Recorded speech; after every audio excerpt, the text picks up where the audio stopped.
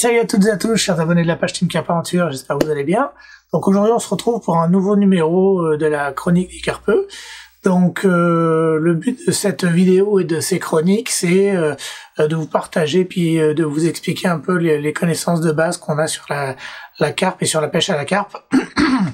Donc, comme on dit à chaque fois, on ne sait pas tout, on ne fait que partager nos connaissances, les bases de ce qu'on connaît, et on est donc là pour en discuter, pour débattre et pour pouvoir partager et commenter.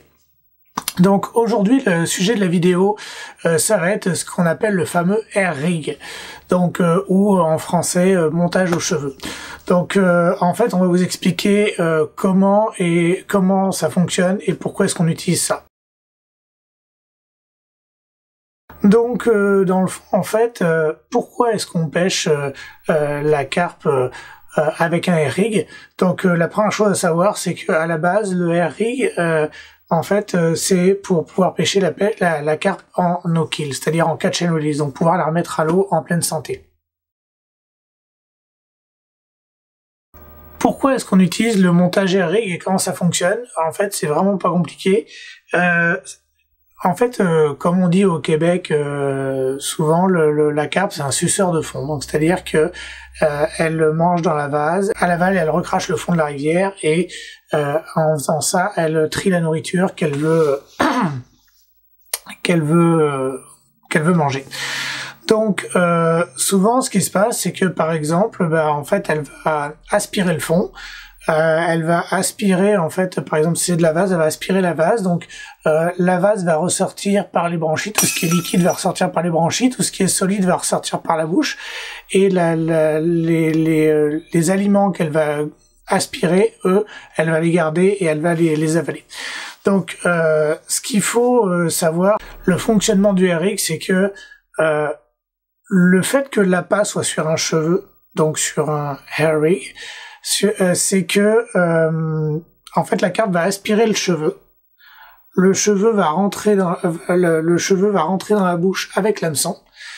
Puis avec le mouvement d'aspiration et de aspire recrache, en fait quand elle va recracher, l'appât qui est sur le cheveu va partir vers l'extérieur et en fait les montages, donc les tackles qu'on utilise, ont ce qu'on appelle une mécanique qui fait que l'hameçon va de lui-même se retourner et se pré-planter en fait dans la lèvre, et c'est quand elle va sentir qu'il y a comme quelque chose qui commence à lui accrocher la bouche, elle va comme partir, donner un coup de tête, et c'est là où en fait l'hameçon va se planter dans la bouche.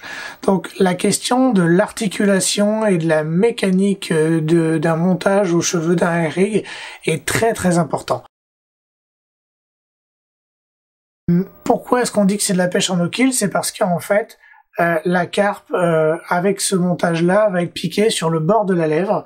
Et en fait, ce qui se passe, c'est que la carpe a la particularité d'être un poisson qui a le bord des lèvres qui est, enfin en fait, donc les lèvres qui sont dépourvues de terminaisons nerveuses et donc insensibles à la douleur.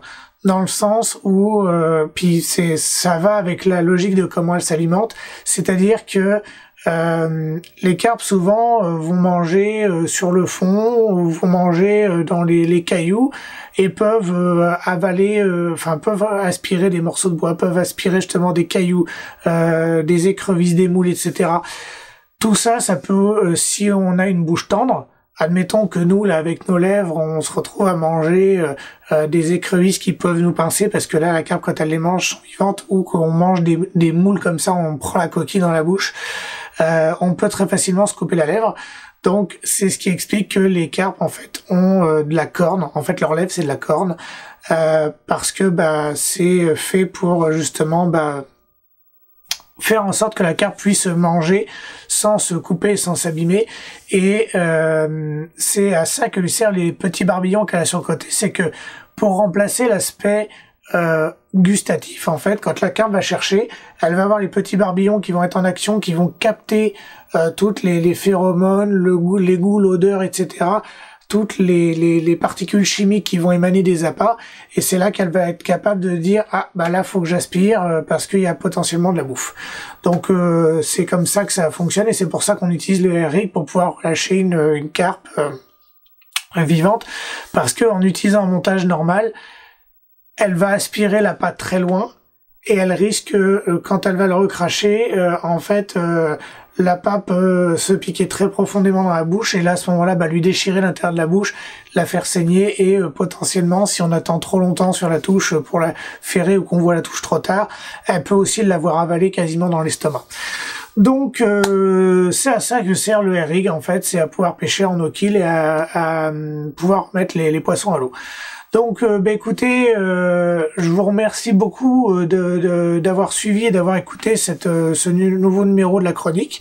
Donc, je vous invite à liker la vidéo, à la commenter, à la partager, et donc à venir vous abonner à la chaîne YouTube, mais aussi à nous suivre sur nos différents comptes et réseaux, donc sur la page Facebook, sur Instagram, et donc sur notre site internet teamcarpaventure.com.